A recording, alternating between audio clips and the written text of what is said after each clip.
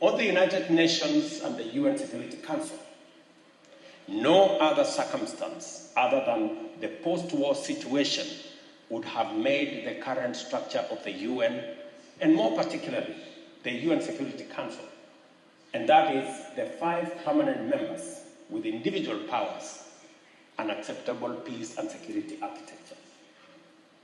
The Security Council, once a beacon of peace and diplomacy, now has 1 permanent member invading one country, while another member takes sides in conflict, in direct contradiction to the Council's own resolutions.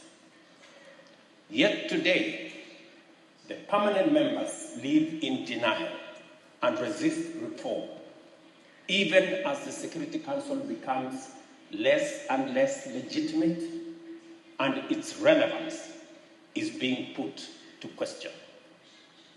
On the other hand, the global multilateral financial architecture is simply outdated. The Bretton Woods institutions recently celebrated their 80th anniversary. 80 years ago, we all know 2/3 of the world's nations did not exist as states when this architecture came into being.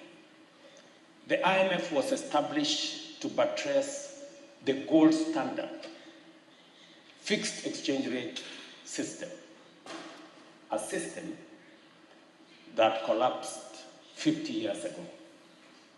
The World Bank, on the other hand, was established to rebuild Europe, an assignment now very well overtaken by events. This financial architecture that we have today presents 4 intertwined challenges. Number 1, the challenge of liquidity or financial safety net for the multiple and persistent climate and economic shocks that we face today. Secondly, inadequate finance for development and climate action.